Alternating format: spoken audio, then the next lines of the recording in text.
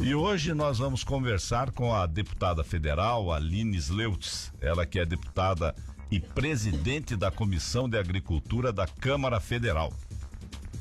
Nós vamos tratar sobre como foi 2021 e quais as perspectivas para 2022. A deputada conseguiu fazer nesse ano de 2021 uma coisa muito interessante. Ela trouxe o presidente da República até a região dos Campos Gerais, aqui em Ponta Grossa, em Piraí do Sul e também em Castro, o que significa que ela é bem alinhada com o governo. É isso mesmo, deputada? Bom dia.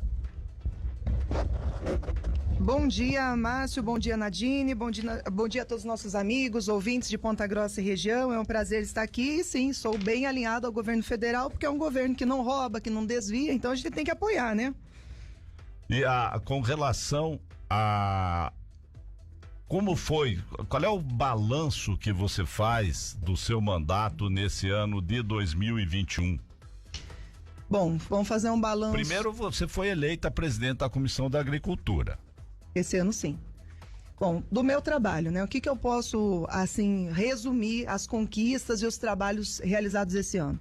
Sou vice-líder do governo no Congresso. Isso dá uma fortalecida no trabalho da nossa região, do nosso estado. Então a gente tem aí uma pegada mais forte dentro do governo. Isso possibilita aí alguns recursos, liberação com agilidade, porta aberta com os ministérios. Isso me ajuda muito e ajuda muito o Paraná. Depois fui eleita presidente da Comissão da Agricultura, a primeira mulher a assumir essa função. Isso aí é um momento histórico para o Paraná, para mim, para a política. Temos na Comissão da Agricultura uma das mais importantes do país. Para mim foi motivo de muito orgulho, muita honra. Tínhamos lá mais de 200 projetos tramitando, porque ano passado as comissões não funcionaram. Esse ano consegui votar mais de 150 projetos. Passamos pautas importantíssimas para o setor que é o coração da economia brasileira. Hoje fazendo um levantamento do que eu era há 3 anos atrás, Márcio, que eu comecei sem nenhum prefeito, sem nenhum vereador, sem nenhuma liderança, sem nenhum município. Hoje eu cuido de 200 municípios, tenho 87 prefeitos, quase 200 vereadores e trouxemos 160 milhões para o estado do Paraná. Então, eu acho que se fizer uma retrospectiva de quem é a deputada Aline eleita lá em 2000, né, que iniciou seu mandato em 2019, e a deputada Aline que está hoje atuando, o histórico, sem dúvida alguma, é gigante, de conquistas, de avanço, de trabalho, de resultados. Agora, você entende que esse ano de 2021 foi o ano mais importante da tua legislatura? Acho que se for falar de avanço, né, de mando político, sim. Foi o ano que eu mais avancei, que eu criei mais bases, que eu consegui alcançar em Brasília o respeito, né, do governo em relação ao meu trabalho e também do meu trabalho em relação a resultados. Você veja, quando que um deputado federal consegue em menos de 3 anos de atuação chegar a vice-líder do governo na Câmara, vice-líder do governo no Congresso, presidente da Comissão da Agricultura, faço parte da diretoria de uma das frentes mais importantes, que é a Frente Parlamentar da Agricultura, que é a gigante de Brasília, a Frente Parlamentar do Cooperativismo, fortíssimo para o nosso estado, e outras 150 frentes que a gente está junto, trabalhando, empreendedorismo e tantas outras matérias aí importantes. Eu acho que esse ano eu consolidei, principalmente no momento que eu fiz o convite ao presidente da República para vir aos Campos Gerais, algo que nunca tinha acontecido, e visitar uma cidade como Castro, de 315 anos, que nunca teve um presidente, nunca recebeu um presidente da República, e ele aceitar. Então, eu acho que isso consolida o trabalho, a parceria e a força que a gente tem hoje em Brasília. Então, sem dúvida alguma, esse ano foi muito bom para mim e a gente conseguiu realmente mostrar para que veio, né? Trazendo aí muitas soluções, muitas melhorias para os municípios que a gente atende. Você está trabalhando especificamente para a área da agricultura, do agronegócio? Vamos dizer assim, meu ano de 2021 foi 80% agro, 20% as outras pautas. Por quê? Como presidente da Comissão da Agricultura, segunda e sexta tinham audiências públicas. que eu fazia com vários temas através dos requerimentos de outros deputados que fazem parte do 104, né, que fazem parte da minha comissão. Na quarta-feira, votações, das 9 ao meio-dia. Aí sobra para você terça e quinta. Terça tem a FPA, manhã toda, então sobrou a tarde. Quinta-feira, trabalhar com outros temas e votações e outras atividades. Então, praticamente, a minha semana em Brasília, ela é muito focada no agro por ser presidente da Comissão da Agricultura. Mas a gente tem que descascar o abacaxi que vem. Se o prefeito traz lá 10 pautas, uma educação, uma obra, outra infraestrutura, outro hospital, você vai atrás das soluções que aquele prefeito precisa. E, além disso, estudar todas as pautas que passam em plenário, estudar todas as pautas das outras audiências, participar das outras comissões. Então, quem acha que político não faz nada em Brasília, eu convido para ficar uma semana lá comigo, que eu fui professora há muito tempo da minha vida, fui empresária, trabalhei em vários setores, fui secretária, fui coordenadora de esporte. Eu falo que eu nunca trabalhei tanto na minha vida quanto eu trabalho hoje. Hoje é manhã, tarde, noite e madrugada. É descanso de 3, 4, 5 horas no máximo aí da manhã, de madrugadinha aí para descansar. Então, é intenso e só assim que a gente tem resultados. Agora, tem deputados e tem deputados, porque você não pode dizer que todos os 518 que tem lá na Câmara de Brasília trabalham com você. Mas tem empresários e tem empresários, tem professores e tem professores, tem médicos e tem médico, e tem político e tem político. Então não dá para rotular e não dá para generalizar ninguém. Quando dizem assim, eu estava ouvindo agora de pouco o programa, essa cachorrada, eu não me considero uma cachorra. Eu sou uma mulher qualificada, trabalhei, tenho um histórico gigante, tenho um trabalho forte aonde eu fui, como professora, como diretora, como coordenadora, como empresária, não faço o meu limite, eu faço o máximo que eu posso. Eu acho que a gente não pode generalizar nunca, porque aí nós caímos na descredibilidade de achar que ninguém presta no setor A, B, C. É que nem quando fala que comunicação é tudo igual, que estão um bando de safado. Mas se vocês são comunicação também, se vocês estão passando informação boa, correta, fidedigna, então vocês não merecem estar no padrão de que algumas estão. Então, eu acho que a gente tem que tomar muito cuidado, muita atenção quando a gente generaliza. Porque generaliza você e acaba com todo mundo. Eu acho que isso tem que ser um zelo, um cuidado muito grande. Você tem algum projeto previsto agora para 2022 aqui para a região dos Campos Gerais, seja para a agricultura ou para as outras áreas? Eu acho que a gente pode falar sempre, falando em agro, você fala em Paraná, você fala em região dos Campos Gerais, você fala em Brasil. Eu tenho bastante projetos tramitando, eu sou autora de 177 projetos. E desses 177 projetos, tem alguns na área da agricultura, tem projetos na área da educação, tem projetos na área de deficientes, que é uma área que eu trabalho bastante, porque eu trabalhei em APAI, eu sei quanto é difícil a questão da inclusão, que no papel é linda e na prática as coisas não são bem assim. Mas eu acho que nós podíamos, assim, pautar como prioridade projetos macro que vão ajudar muito o estado do Paraná. Por exemplo, nós votamos na Câmara regularização fundiária. Está lá no Senado agora. O Senado precisa passar. Isso aí vai ajudar muito o estado do Paraná, vai ajudar muito o Brasil. Você titulando, você dá independência para as pessoas e dá condição dela fazer linhas de financiamento, investimento, gerar emprego, gerar renda, gerar segurança jurídica. Acho que a segunda situação assim muito importante, votamos o autocontrole na Comissão da Agricultura. Ele está tramitando. Então, o autocontrole, ele vai dar dinamismo à economia brasileira. Hoje, os frigoríficos, as empresas que precisam que o fiscal vá lá, fique olhando se está tudo certinho, vendo a questão sanitária, que é importantíssimo, porque nós estamos falando de alimento, estamos falando de qualidade de vida.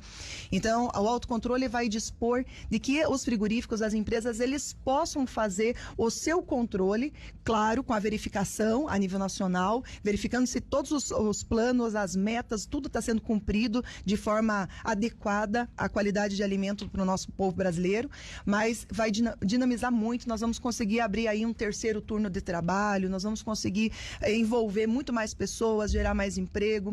E eu acho assim que trabalhando também na área pautando na área da saúde, eu sou madrinha da pauta da mielomeningocele, é uma má formação que afeta um número gigante de crianças. A criança nasce com as costinhas abertas e é maior a incidência do que o síndrome de Down.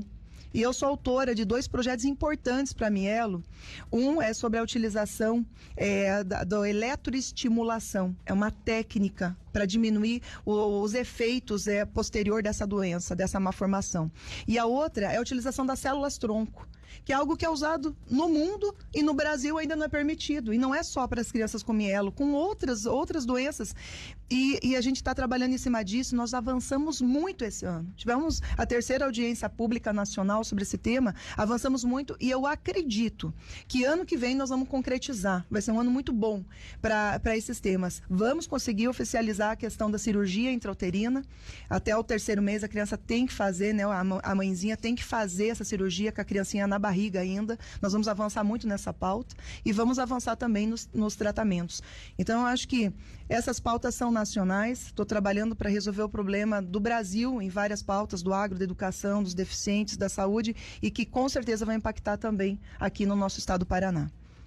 E agora falando um pouquinho aqui da região dos Campos Gerais e de projetos mais específicos. A senhora no último dia 17 participou de uma reunião com o diretor-geral da Itaipu, o general João Francisco Ferreira, onde você solicitou apoio financeiro para o término da Transbrasiliana. É aquele trecho que liga ali Tibagi com Ipiranga, Imbituva, isso aí. Bom, o que aconteceu com esse tema tem sido assim aflorado nas discussões e nos trabalhos que eu tenho realizado desde 2019. Desde que eu entrei, as pessoas têm me falado: deputada Aline, por que a gente tem a Transbrasiliana, cruza aí o Brasil todo e só nesse pedaço aqui do Paraná não tem asfalto? O que acontece? São 60 quilômetros, segundo a estimativa, 250 milhões de reais para efetivar essa obra. Então não é uma obra barata, não é uma obra simples. E o governo federal sozinho não consegue admitir mais essa obra, porque nós temos muitas obras paradas no Brasil todo, onde nosso ministro Tarcísio tem feito milagre. São mais de 13 mil obras inacabadas no Brasil. Isso é uma vergonha, porque o outro governo só começava a obra, botava a placa e não finalizava. E aí eu comecei a conversar com o ex-diretor da Itaipu, que hoje é o presidente da Petrobras. E falava para ele: poxa, Itaipu é uma bênção para o estado do Paraná. Eu brinco que a Itaipu é a secretaria anexa ao governo do estado, porque o tanto de obra que a Itaipu faz da gente ficar maravilhado. Mais de 2 bilhões de investimentos já que a Itaipu fez aí nesses 2 últimos anos. E eu estive agora com o general que assumiu, Ferreira, de novo, e falando: general, vamos ver o que é possível. Porque a Itaipu é a nossa esperança de conseguirmos aí levantar esse recurso e poder fazer a obra. Então a reunião teve 3 aspectos interessantes e que são os aspectos que eu estou trabalhando agora. O primeiro, sem um bom projeto, sem a questão da planilha de custo, não tem nem como pensar em levantar dinheiro para fazer uma obra. Então, fui falar com o ministro Tarcísio, que inclusive sexta-feira estivemos juntos novamente em Foz do Iguaçu, vendo a segunda ponte Brasil-Paraguai. E o ministro, mais uma vez, reforçou o compromisso comigo que o projeto vai sair. O projeto vai acontecer agora, esse estudo de viabilidade, no começo do começo do ano de 22. Então, até julho de 22, nós devemos ter o projeto de viabilidade. Segundo passo, a Itaipu, ela tem um acordo, atuar na região ali de Foz do Iguaçu, 55 municípios ali naquele entorno. Essa é a atuação direta da Itaipu. Pois é, essa obra não fica nessa região, ela fica fora. Então, nós teremos ali que ter um trabalho de convencimento para a diretoria, para eles autorizarem de que essa obra possa ser executada, porque ela não está na mediação ali da Itaipu. Então, já fiz uma sensibilização, temos uma sorte danada, que a engenheira principal da Itaipu é castrense. Janine, engenheira, responsável inclusive por essas obras gigantescas aí da Itaipu. Reconheci ela a hora que cheguei em Foz do Iguaçu. Eu falei: escuta, você é castrense. Ela: Aline, claro, somos lá de casa e tal. Eu falei: menino, você foi minha aluna na escola evangélica. Ela: pois acho que fui mesmo. Eu falei: há uns 20 anos atrás. E ela se comprometeu de nos ajudar também nessa sensibilização da importância da obra. E terceiro ponto, dinheiro. 250 milhões para um orçamento não é brincadeira, para Itaipu, para qualquer pessoa, para o Estado, para o governo federal. Então, a sugestão do general foi que a gente tentasse dividir o custo. Como é uma BR, o governo federal tentasse ajudar um pouco, não interessa com quantos milhões. A Itaipu, se cumprir os critérios e conseguir convencer a diretoria de que pode investir nessa obra, daria mais uma parcela. E o governo do estado, porque será diretamente beneficiado com essa obra, aliás, nós estamos ali falando de uma área riquíssima de soja, de leite, de milho, né, de sorgo, de tudo que é produto ali importante para nós na região dos Campos Gerais, então também estaria ganhando. Eu acredito, e aqui falo assim pela experiência desses 3 anos, a Itaipu tem expertise para isso, ela tem condições, a gente precisa convencer a diretoria de aceitar, de acatar esse projeto, e eu acho que fazendo um trabalho de sensibilização com o governo federal e com o governo estadual, a gente vai conseguir rachar essa dívida, esse investimento, e vai solucionar. É um pedido muito grande do prefeito Butina, de Tibagi, do prefeito de Ipiranga, do prefeito de Imbituva, então eu acho que a gente tem que correr agora para resolver, e sabe da necessidade, até mesmo para a questão do deslocamento das nossas safras, nós podemos melhorar muito, né, e reduzir o custo de produção, inclusive. Então deve sair. Eu acredito que sim. Pelo menos estudo de viabilidade até julho do ano que vem, e aí nós vamos começar a segunda bandeira, convencimento da Itaipu que ele possa fazer essa obra, e a terceira, dividir o preço aí do investimento, que realmente só para Itaipu fica um pouco salgado, fica alto. Deixa eu te fazer uma pergunta. Você está sabendo que os pedágios no Paraná, eles estão parados. Sim. Por enquanto, e vai ser feita uma nova licitação. Com relação a essa estrada, não poderia ser feito na colocação na nova concessão de pedágio, já que vai ser feita pelo governo federal, é o governo federal que vai fazer, porque é uma estrada federal. Bom, poderia colocar como parte essa obra, como uma obra, a obra de ligação. Eu fiz essa pergunta em uma das reuniões que tivemos junto com o ministro Tarcísio, com seus secretários, discutindo a questão do pedágio paranaense. E o que é a situação? Não tem marmita de graça. Tudo que você colocar no projeto de pedágio, você vai ter que encarecer o pedágio. Então, eu coloquei mais 60 quilômetros. Quanto vai custar? 250 milhões. Dividido por X carros em X anos e tal. Não tem fórmula mágica. Tudo acresce o preço do pedágio. Mesma coisa PR-090. O pessoal fica me cobrando. Meu Deus do céu, porque aquela estrada precisa, porque tem um fluxo gigante de deslocamento de safra, porque pega ali toda a região do fundo de Jaguaraíva, de Castro, chegando aqui pela metropolitana de Curitiba. Eu também concordo. Acho que nós tínhamos que asfaltar tudo, fazer igual o Tarcisão, meter asfalto no Brasil inteiro. Mas o que acontece? Cada vez que você coloca uma obra alta de infraestrutura, você vai ter que dividir esse bolo, esse investimento, para todo mundo pagar. E, segundo estudos que foram feitos, tanto de uma como da outra obra, o impacto chegaria a R$20, R$26 o pedágio para colocar nessa região.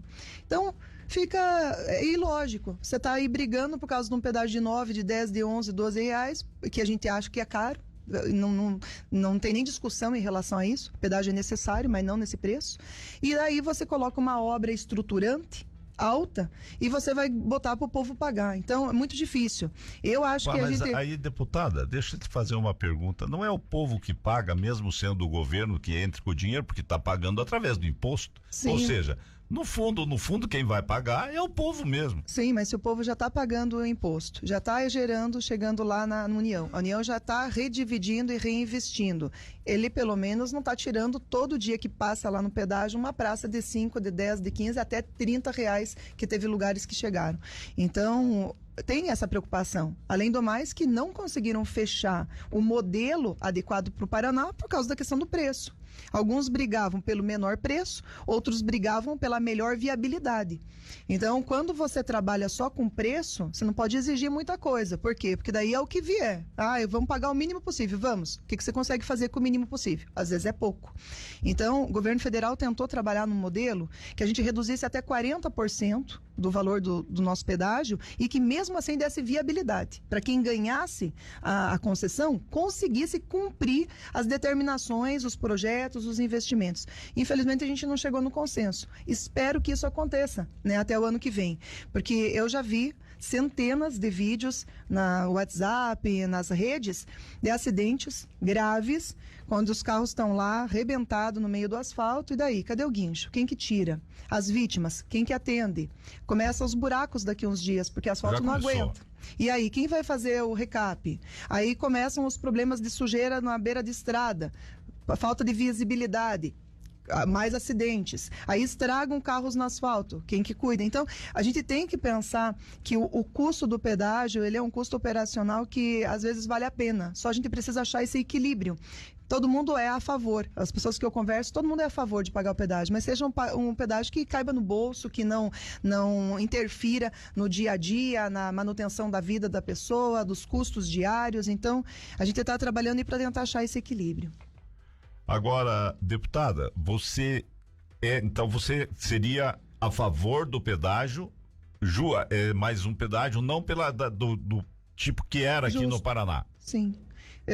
Eu sou a favor do pedágio desde que ele seja justo. Que você pague um valor que caiba no teu bolso e que você consiga fazer a manutenção e o melhoramento da infraestrutura necessária. Mas você é a favor das obras também? Claro, com certeza, porque senão não tem porquê você dar um asfalto zerado 100% para a concessionária ficar ali só zelando, fazendo tapinha buraco e ganhando dinheiro do povo. Não, tem que ter estruturante, tem que melhorar, tem que avançar, tem que duplicar, tem que ter viadutos, tem que ter acessos, tem que diminuir os riscos, para que as pessoas realmente tenham a condição de avaliar e falar, poxa, está valendo a pena, eu pago um pedágio que está valendo a pena.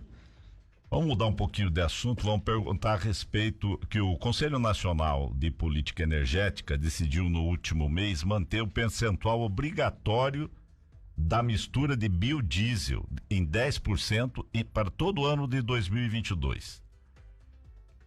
Isso para tentar diminuir a elevação dos preços. Mas você não concordou com isso.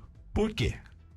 Bom, primeiro porque isso impacta diretamente na produção de soja do nosso país. Então, nós temos hoje um consumo gigante de soja que produz, que esmaga e faz o óleo, e o óleo é o produto que coloca no biocombustível.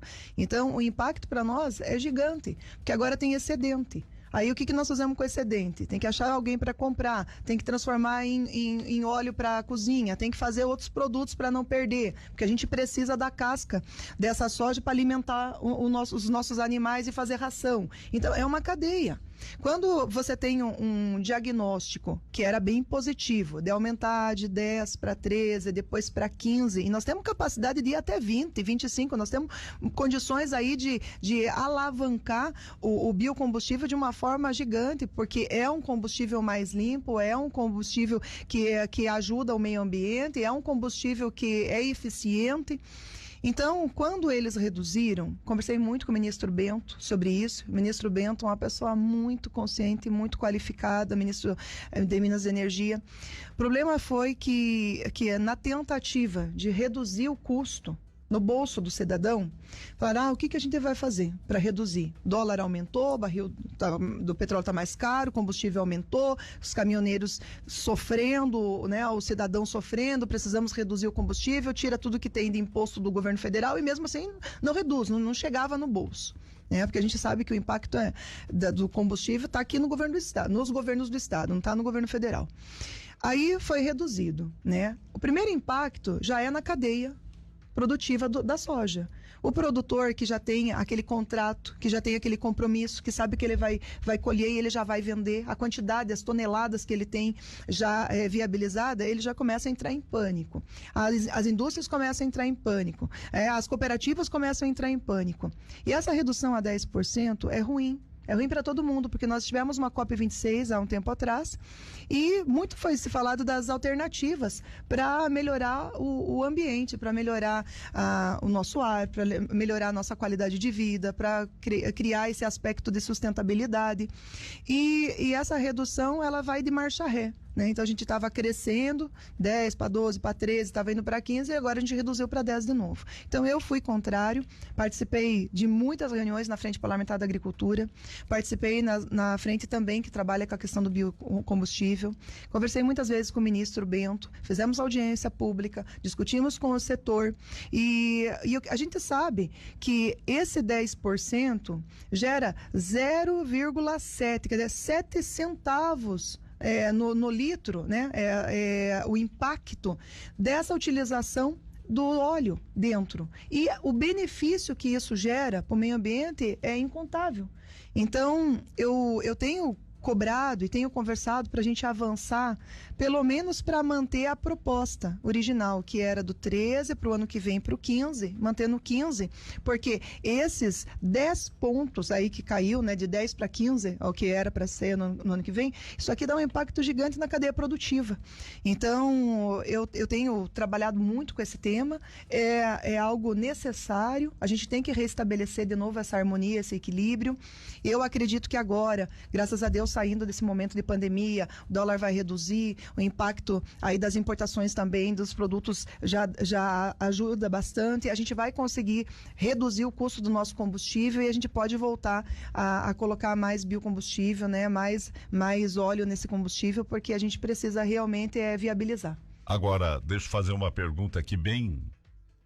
A senhora é mais a favor da soja como alimento ou da soja como combustível? A soja é importante para tudo, e não é só para alimento e combustível. A soja faz cosmético, a soja faz, chamam leite de soja, mas não deveria chamar, porque leite para mim é que sai do animal, mas tem o produto, a bebida de soja, temos biscoitos, temos uma infinidade de produtos que é feito com a soja. A soja hoje é um dos produtos mais importantes na cadeia produtiva do Brasil, porque ela gera milhares de empregos, ela tem a questão dela de exportação, porque hoje é o carro-chefe nosso de exportação, e também ela é importantíssima para a questão ambiental, porque com um combustível mais limpo a gente já está preservando um pouco mais o nosso meio ambiente.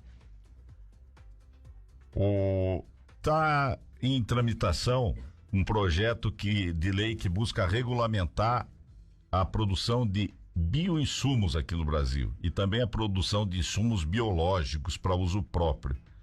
Essas práticas já são realizadas no país. Qual o impacto desse projeto para os produtores rurais e para o meio ambiente? Bom, esse produto do bioinsumo eu fui relatora. Fiquei muito feliz. Foi um presente que eu ganhei na comissão esse ano, porque é um projeto do meu amigo Zé Vitor, mineiro, cara muito responsável e respeitado lá em Brasília, faz uns projetos muito bons, principalmente ligados à questão da agricultura e do meio ambiente junto, nessa articulação de sustentabilidade. O que acontece com o bioinsumo? Ele vem como uma alternativa. Ele não vai substituir o defensivo, né, os pesticidas, que nem o pessoal gosta de falar, o agrotóxico. Por quê? Porque vai ter momentos que é igual nós seres humanos. A gente está lá doente. No comecinho, você tenta tomar um chazinho, uma coisa mais homeopática, tenta resolver com o que você conhece ali desde a vovó. Chega uma hora que tua doença é mais grave, não adianta, você tem que passar para o tratamento intensivo, para antibiótico, para anti-inflamatório, para corticoide, para tudo para você sarar. Na planta é a mesma situação. Se você tem a condição de você evitar que ela fique doente, ou você tem como melhorar a produtividade dela com coisas mais naturais, ótimo, você vai fazer. Mas se acontecer uma praga, um problema, uma larva, algo que você não consiga resolver de uma forma mais natural, você vai ter que entrar com pesticida, com defensivo. Então, hoje no Brasil, a gente já tem 70 biofábricas que são, né, responsáveis por criar esses produtos mais naturais e que vão dar condições de qualidade para a nossa produção, fazendo um produto mais orgânico, fazendo com que a gente tenha um zelo maior na questão do meio ambiente, evitando contaminar o solo ou evitando gastar. Porque aqui eu quero registrar que produtor rural nenhum usa defensivo agrícola porque gosta. Ninguém acorda cedo e diz assim, hoje eu vou enfiar na minha lavoura X litros de tal produto e vou gastar não sei quantos R$1.000. Ninguém faz isso. As pessoas utilizam porque precisam e a sua lavoura tem que se recuperar de uma praga, de um problema, de uma doença. Então, o bioinsumo, ele vem agora para fortalecer essa planta, ele vem para melhorar a questão da produtividade, ele vem para facilitar que o produtor possa gerar o seu bioinsumo dentro dentro da sua fazenda. Então, isso vai reduzir o custo. Reduzindo o custo, vai chegar lá na prateleira do consumidor um produto mais barato e de alta qualidade. E também nós poderemos, na legislação foi permitido, aquele produtor que tem 2, 3 propriedades, você vai poder deslocar o produto feito em uma das fazendas suas para as suas outras fazendas. Então, não precisando fazer todo o mesmo sistema de produção em todas as suas propriedades. Isso agilizou bastante. E eu acredito que, como nós estamos numa era onde as exigências da população, as exigências do mercado estão aumentando cada vez mais. O mundo está exigindo uma produção de alta qualidade, eficiente, mais orgânica, com melhoramento genético, com a utilização do próprio bioinsumo nos outros países. O Brasil está indo no rumo certo. A gente está investindo, a gente está ampliando e está seguindo as regras do mercado. Então, eu acredito que esse projeto, que passou agora pela comissão, vai passar pela Comissão do Meio Ambiente, depois vai para a CCJ, eu acredito que ele vai ser uma revolução verde para o nosso país. Da mesma forma que há 40 anos atrás o Brasil era importador de alimento e hoje somos exportadores para 170 países no mundo, eu acredito que o bioinsumo vai abrir uma nova jornada, uma nova janela para que a gente realmente consiga usufruir de alimentos mais saudáveis, mais baratos, mais eficientes e que cheguem na prateleira, lá na mesa do consumidor com um preço mais acessível também.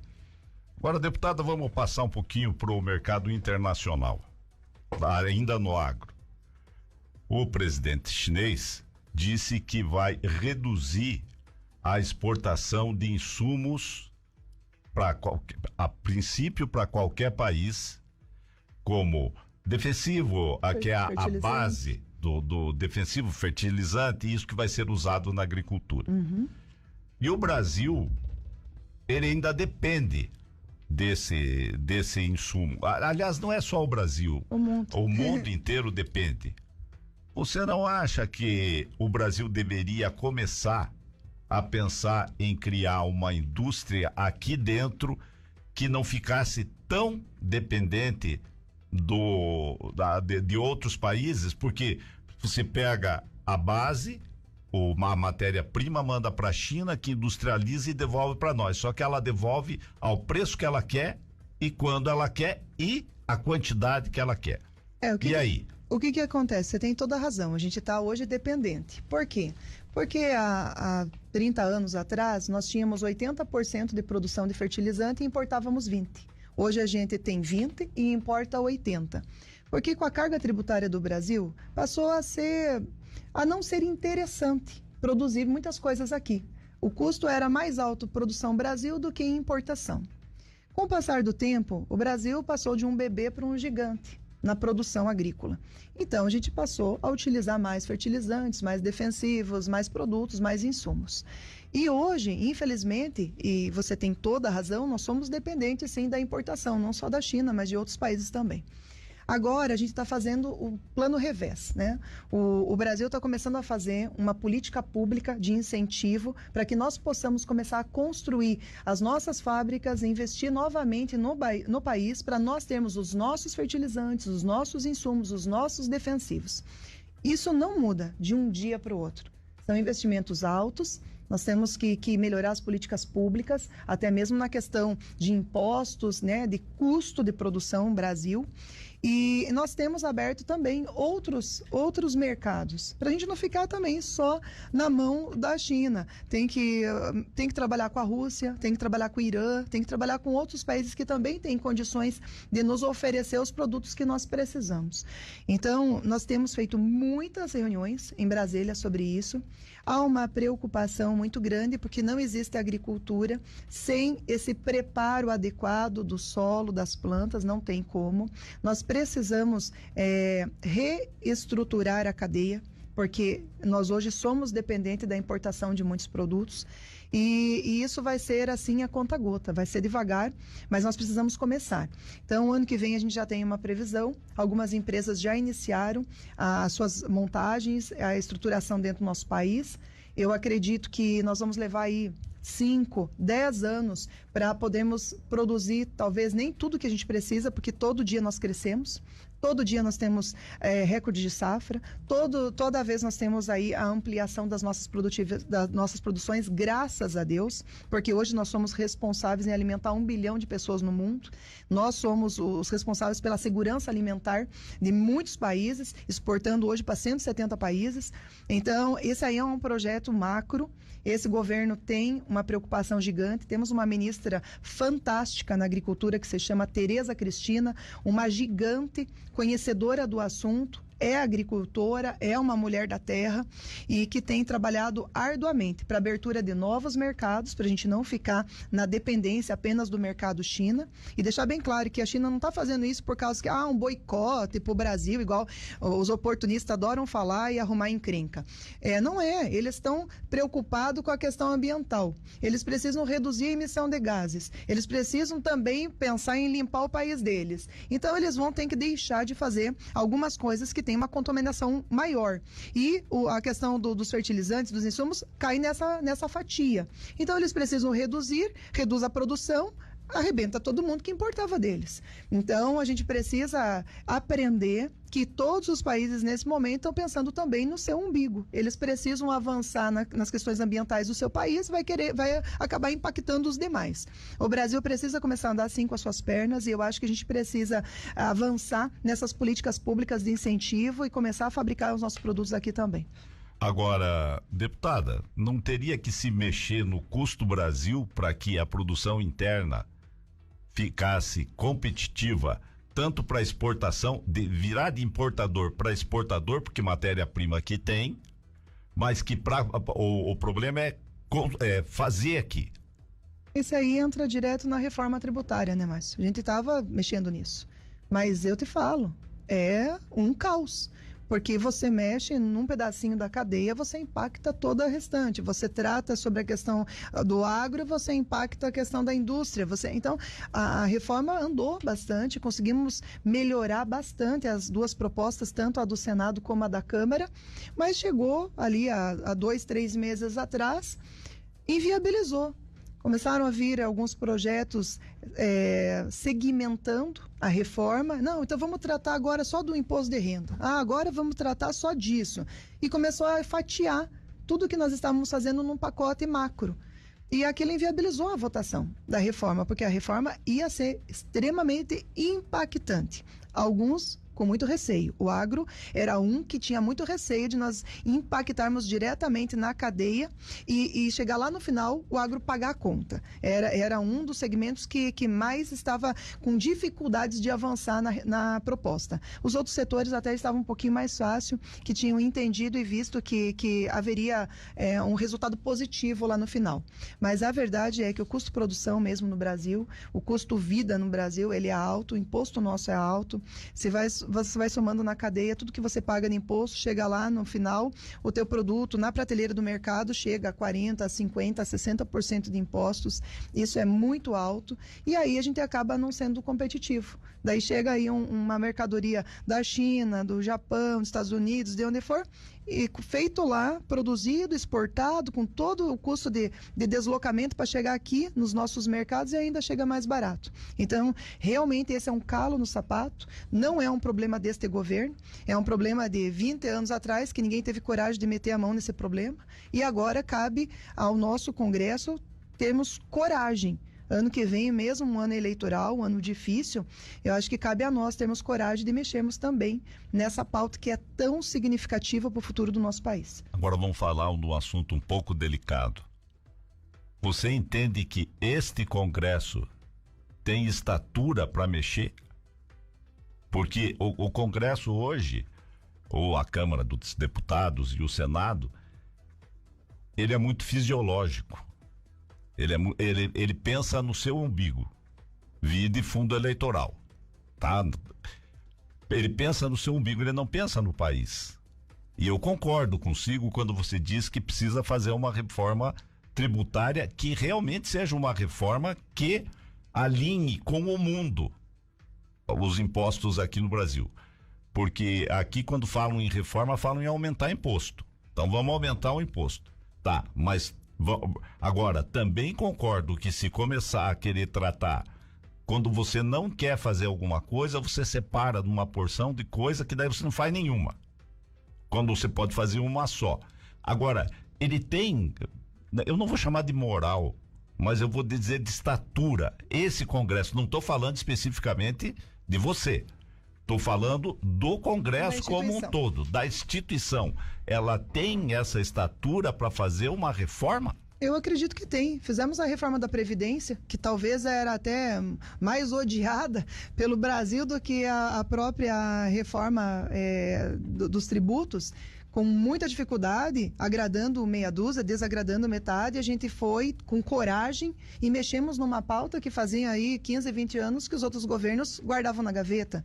Votamos, por exemplo, licenciamento ambiental na Câmara, que estava 20 anos parado. Votamos regularização fundiária, que estava 17 anos parado. Então, eu acho que essa Câmara tem peito, tem coragem, tem gabarito para isso. O que nos falta, às vezes, é um pouco mais de união. A divisão hoje extremista. Nós temos hoje uma divisão um desenho na Câmara Federal, né? Tem a ala direita, a ala esquerda e aquele que o povo gosta de chamar de centrão, mas que seriam os partidos que são base do governo e que em determinado momento, às vezes até questionam, brigam e tal, mas que na hora do voto acontece, vem junto e a gente consegue contabilizar na grande maioria, com algumas exceções, na grande maioria. Eu acho que nós teríamos condição. Este ano, no meu entender, deveria ter sido o ano das grandes reformas estruturantes, inclusive da administrativa. O pessoal chiou, fez manifesto, todo dia nós tínhamos manifestações na frente da Câmara, inclusive de pessoas que nem são servidores, e se são, eu perguntaria onde trabalhariam, porque ficaram lá semanas e semanas na frente da Câmara, então recebendo e estão lá no manifesto. E a gente precisa reconstruir. O Brasil não consegue mais manter a máquina pública do jeito que está. A gente não quer acabar com o servidor público, nós queremos só organizar a casa. Tem setores que não estão funcionando, ajudar nessa questão de terceirização, facilitar os critérios, tanto de admissibilidade como também de retirada. Eu acho que a gente tem que começar a pensar um pouquinho mais longe do nosso umbigo. Eu vou dar um exemplo para você. Eu tive pessoas que ficaram de mal comigo porque eu votei a reforma da Previdência, porque agora eles teriam que trabalhar mais 5 anos, mais 3 anos, mais 7 anos. Eu falei para uma pessoa, para uma colega, amiga minha inclusive, eu falei, amiga, você trabalhou 25 anos, certo? Você queria já se aposentar. Você tem quantos anos? Eu tenho X anos. Eu falei, você vai ficar mais 40. Numa boa sorte aí que você vá até os seus 80, 85, você vai ficar mais 40 recebendo do governo. Você acha que a gente tem condições de receber? Se você paga menos se você paga tempo, 25 e ganha 40. E ganha 40. Então, sabe, são coisas assim, mas que se a gente for pensar, tive um caso amigo, bombeiro, ficou louco comigo, a gente nem se conversa mais.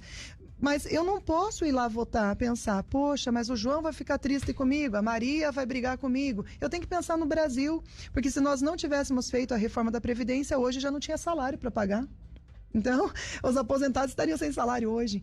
Então, a gente tem que, assim, ser muito sensível na hora da votação. É muito difícil você dizer o que é melhor, o que é pior para o Brasil, mas com muita cautela, muito estudo, se envolvendo na pauta, trabalhando, estudando, a gente consegue entrar num consenso e num equilíbrio do que é melhor para a nação brasileira. Não, às vezes, para a classe A, B, C, mas para a nação brasileira, para o Brasil como um todo. E é assim que a gente tem trabalhado aí todos os dias. Como é que a senhora vê a Constituição brasileira? Ela é uma Constituição que está muito remendada. Desde 88 se remenda a Constituição. Sim. Você vê Constituição de outros países que são muito pequenas. É meia dúzia de folha e está a Constituição. A do Brasil é uma... E muita brecha para fazer uma coisa ou outra e não poder fazer outra. Como é que você vê a Constituição brasileira hoje? E vou te perguntar mais um detalhe. Qual é o sistema de governo do Brasil hoje? Olha, eu vejo que a nossa Constituição é realmente uma coxa de retalhos, porque muitas coisas precisaram ser regulamentadas depois. Cada vez que você faz uma regulamentação, você dá suporte para ficar melhor ou pior. E toda vez que mexe, né, na Constituição, e a gente vê lá, teve alguns casos, né, que foram modificados pela questão Fundeb, por exemplo, foi mexido na Constituição. Primeiro, a votação precisa ser gigante. Segundo, você engessa mais o orçamento nacional. Então, cada vez que você coloca alguma coisa dentro da Constituição, você está limitando. Eu acho que toda vez a gente precisa, infelizmente, fazer outras leis para consertar os buracos que ficaram. Senão o STF legisla.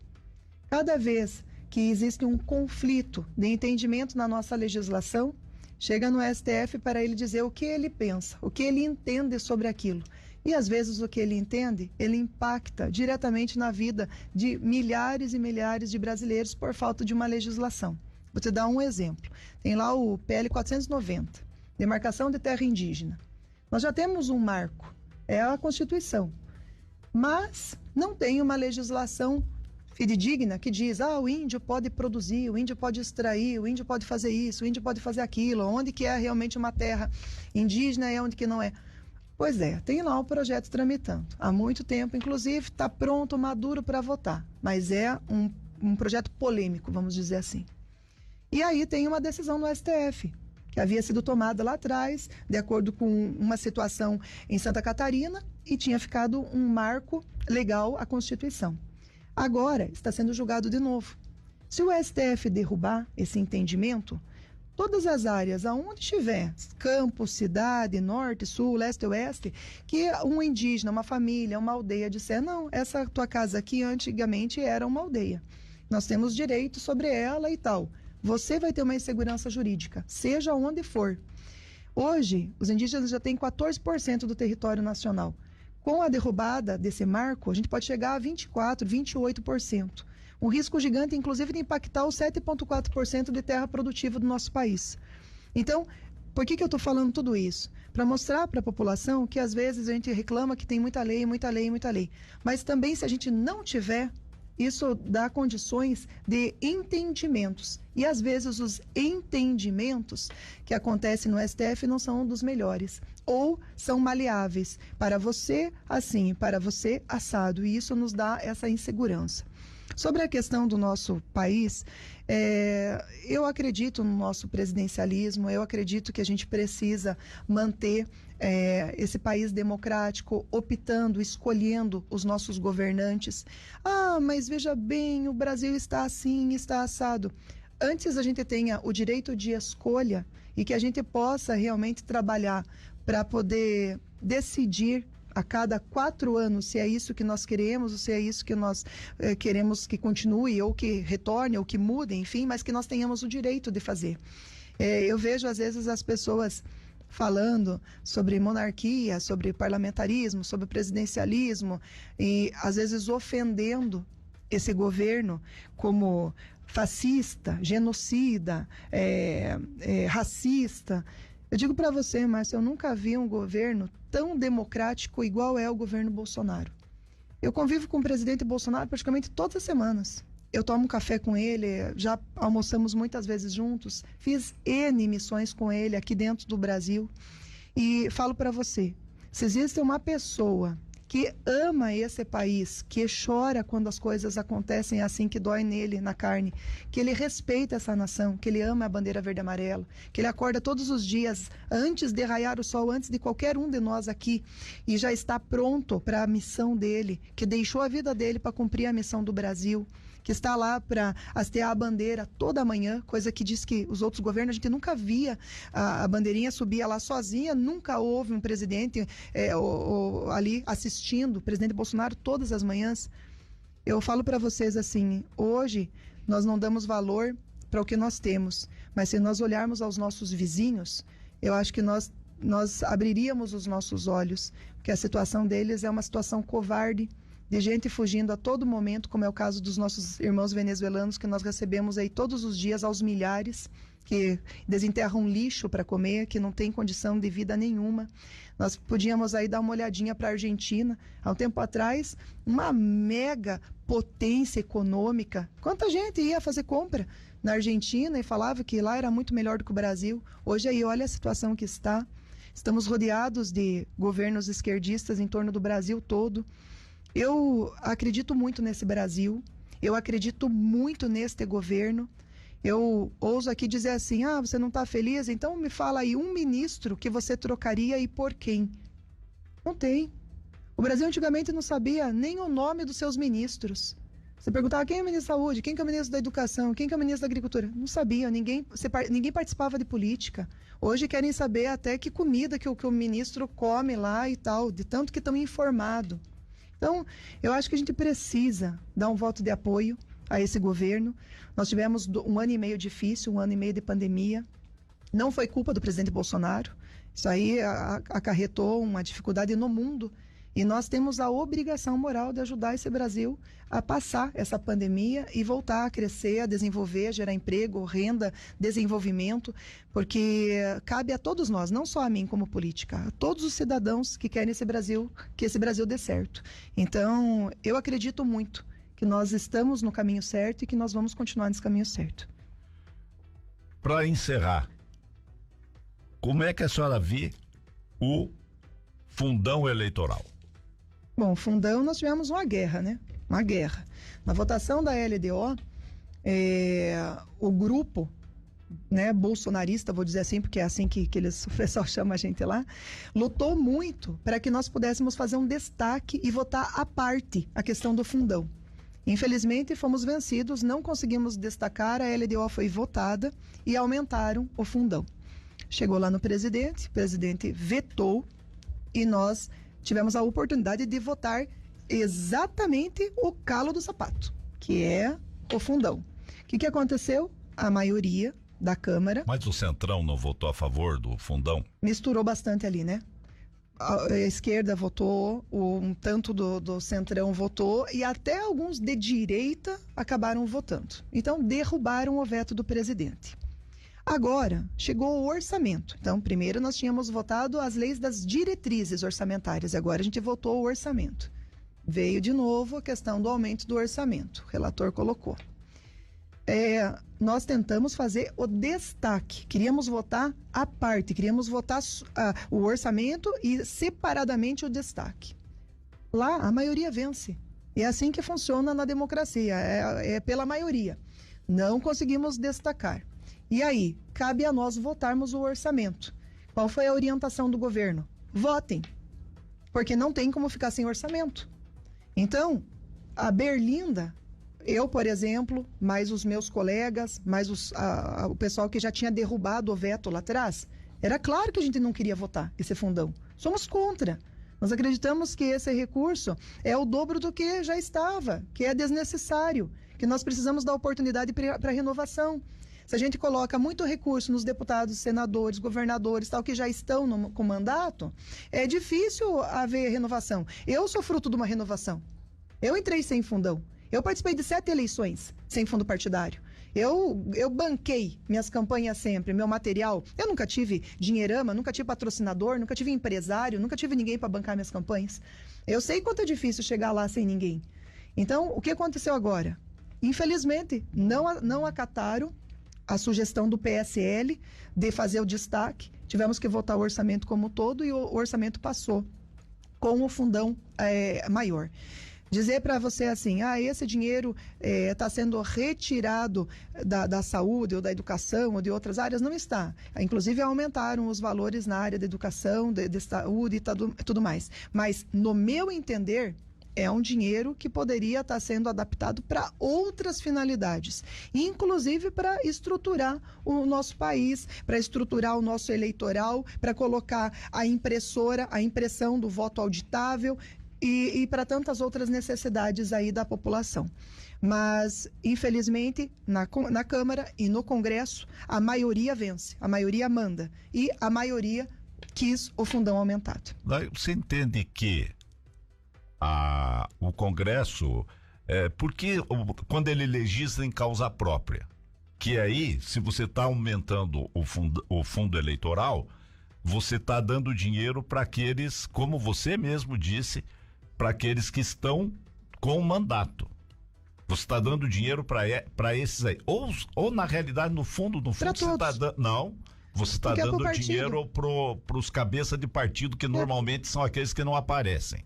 O dinheiro vai para os partidos. A forma com que ele vai adotar, se ele vai distribuir lá mais pro eleito, menos para aquele que está iniciando, eu vou falar para você francamente, eu nunca recebi fundo partidário.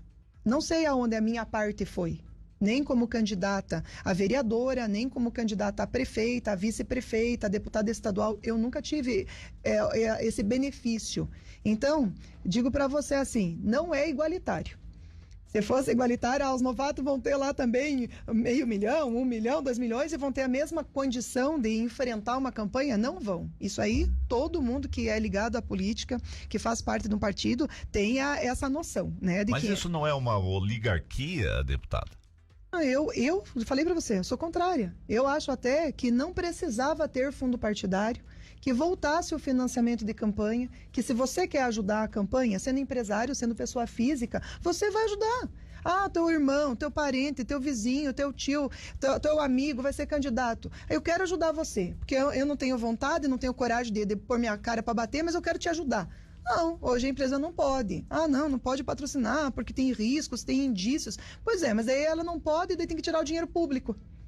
Então, que já falta. Então, eu particularmente, mas acho que nós tínhamos que voltar à situação anterior. Patrocine quem quer, se você tem interesse, se você tem vontade, se você quer ajudar o candidato A, B, C, D, E a entrar lá, você tem condições de fazer isso. Hoje não tem. Hoje as empresas não podem ajudar. E aí você acaba tirando lá uma fatia que seria importante. Por exemplo, foi votado 147 bilhões de reais para a saúde. Mas aqui... Veja bem, aí é que está... De 4,7, nós estamos falando em 147. Pois é, mas podia ser então 149, 150.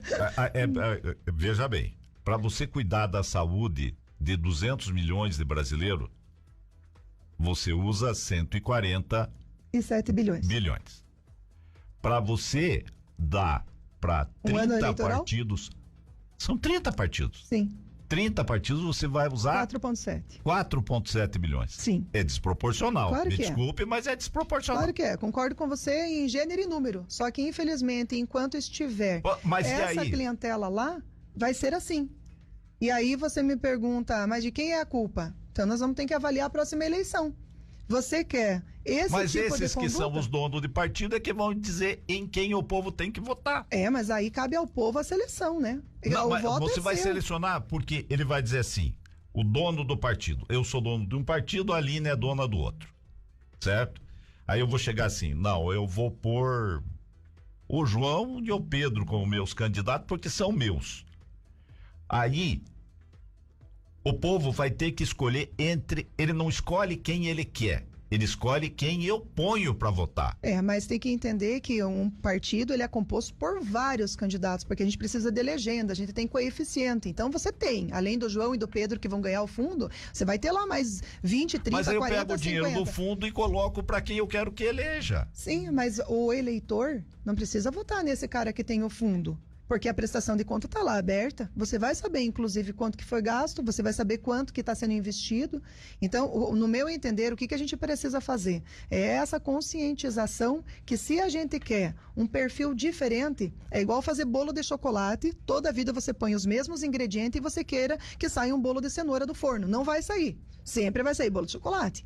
Então, na próxima eleição, se nós queremos que a Câmara, que o Senado, que o Congresso em si sejam diferentes, nós temos que pôr os ingredientes diferentes. Então, se nós continuarmos votando nos mesmos, as opções e as decisões vão ser as mesmas. Eu falo sempre para o pessoal que me pergunta, como é o Congresso, deputada Aline? O Congresso é o raio-x da população. Lá tem representantes de todos os segmentos. Tem o representante da igreja, tem o representante contra a igreja, tem o representante do homossexual, do heterossexual, do branco, do negro, da minoria, do agro, do empresariado, do norte, do sul, do nordeste. Temos lá representante do Brasil todo, perfil para todos os gostos, índios, temos tudo lá. Então, é esse o perfil que você quer do seu candidato? Então, cabe agora ao eleitor, quando chegar a campanha eleitoral, não desligar a rádio e o jornal na hora que começa o programa eleitoral, avaliar as propostas, avaliar a história, avalizar se realmente compensa você debitar o seu voto de confiança ou não. Então, eu acho que é um momento de repensar o que nós queremos para frente e a eleição nos proporciona isso. Porque atualmente com algumas exceções, como você mesmo disse, os políticos pensam muito na próxima eleição e não na próxima geração. Isso. 8h34, nossa, a conversa foi longa hoje. Eu queria agradecer você por ter vindo aqui conversar conosco e te convidar para outras vezes vir aqui para a gente bater um papo legal aqui. Eu agradeço a oportunidade, para mim foi um momento único. Gostaria também de aproveitar para desejar um Feliz Natal e um excelente Ano Novo a todos que estão nos ouvindo. Pedir que acompanhem os nossos trabalhos. Tenho feito o máximo possível, tenho me desdobrado para atender a esses 200 municípios, os quais hoje eu me encarrego, né, de ajudar, de trazer recursos, trazer programas, projetos do governo federal. Também me sinto responsável pelo setor do agronacional hoje, como presidente da Comissão da Agricultura. Tenho ido a todos os estados do Brasil, participado de grandes eventos, audiências, reuniões, palestras, e eu sei que é o agro que é o motor que sustenta a economia brasileira, então é por isso que a gente tem que lutar com unhas e dentes para fortalecer esse segmento, e me coloco à disposição sempre da população aqui de Ponta Grossa e de toda a região. Para os Campos Gerais aí já foram mais de 45 milhões de reais, ao total mais de 160 milhões indicados por mim via governo federal. Eu quero agradecer a todos que acompanham o meu trabalho, quero parabenizar o governo sério do presidente Bolsonaro e todos os seus ministros que têm feito a diferença no cenário nacional. E agradecer a vocês aqui da rádio por me oportunizarem esse momento, que sem dúvida alguma, até as pessoas que não conhecem, não acompanham o meu trabalho, tiveram a oportunidade de me ouvir e avaliar um pouquinho de tudo que a gente tem feito, né? E convido a adentrarem nas minhas redes, Facebook, Instagram, Twitter, YouTube. Acompanhe o trabalho da deputada Aline, que hoje é a voz do Paraná, que é a voz do agro e que tem lá se desdobrado para poder ser uma boa representante para esse estado maravilhoso. O nosso estado do Paraná é gigantesco, é grandioso, é espetacular. E o nosso Brasil mais ainda. Então, um forte abraço, que Deus nos abençoe. Excelente 2022 a todos nós.